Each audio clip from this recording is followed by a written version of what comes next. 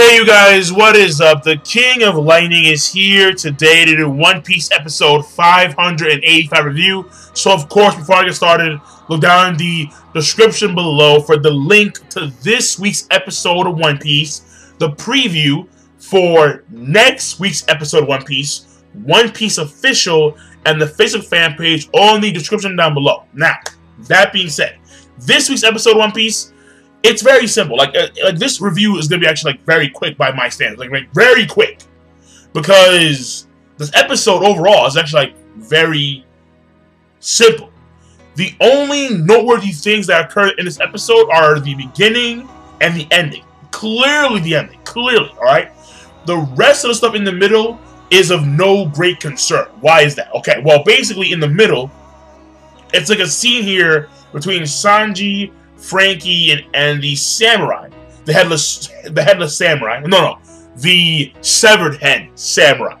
And basically, it's the whole entire thing about, like, my son is here, like, let me go, but you're a head, you can't do shit, and blah, blah, blah. So, like, it wasn't really, like, a big deal. The second thing here is that in the middle, there's the whole entire Luffy part, where Luffy and his, and his boys, Luffy, Zoro, Usopp, and Robin, are now being targeted. Well, like, they're now fully being attacked by Brownbeard and the other centaurs. The thing here is that they aim for the water. The point is that Luffy did his Gungo no Fusen to block the cannonballs. Brownbeard actually pulled some smart shit and was like, aim for the water so he can drown the Duffer users. And that's pretty much the game plan as of right now. They're aiming for the water so they can drown Luffy and Robin. The thing here, though, that's very strange to me personally, is that we have cannonballs being aimed at the water. And it's like, why can't Zoro, Luffy, and Usopp just, like destroy the cannonballs and then call it a day? Like, I don't get it. It's like they're being bombarded by cannonballs because they're aiming for the water, trying to knock over the banana boat. But I'm like, Usopp's a sniper. Zoro is Zoro. And Luffy is rubber. Luffy, Zoro, Usopp all have long-range attacks. Usopp specializes in long-range attacks. So why can't we just, cut, shoot, and punch these cannonballs away? I don't get it. To me, it's a throw-off. It's like, like even the manga, it threw me off. I'm like, what the hell? Like you're Monkey D. Luffy, Roronoa Zoro, and Usopp. Destroy the cannonballs, take out Brownbeard. Robin should easily just clutch these guys and just break their backs and call it a day. But again, they're not doing that, and it's very confusing. To me, it's like, what's going on? So I'm confused. I don't know what's going on really, but it's a throw off. It really is. Like even in the manga, it's a throw off.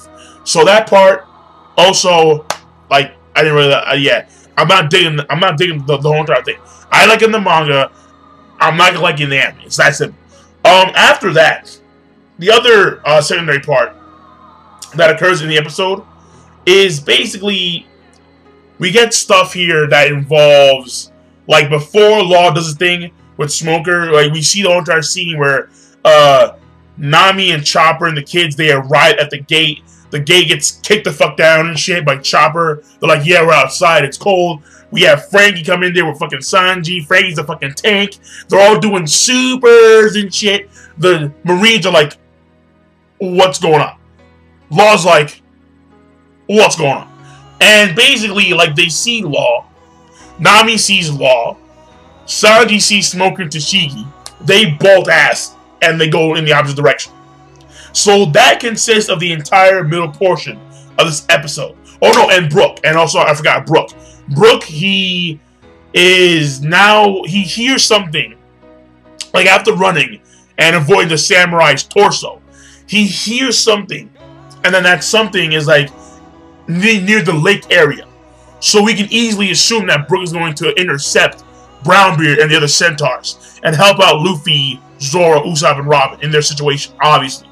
And so that's the middle portion. The middle portion overall, it's like a meh. Like, it's a big meh. because it's not really quintessential to the overall episode. All right. But what is very important in the episode is the beginning and the ending. The ending more so than anything else in the entire episode. All right. When it comes to the beginning is very simple. Right. We see Chopper's talking to the kids, and the kids explain that apparently they were sort of like they were kidnapped. They were kidnapped from their homes because one day these kids, they were chilling in their houses. Then all of a sudden someone came to them and is like, "You guys are sick, and we need to take you to this place so you guys can be, cured." And then they were taken from their homes without their parents ever knowing. So that's pretty much kidnapped. It really is, all right?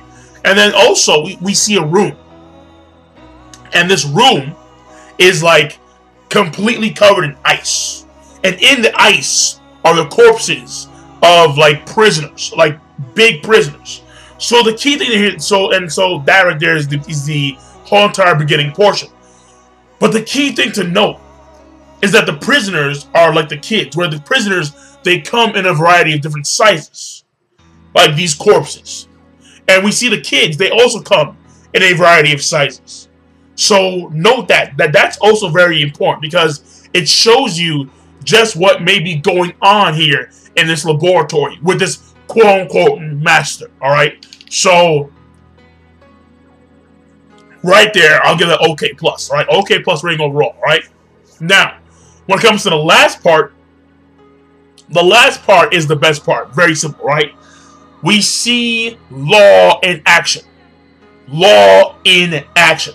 That is that simple, all right?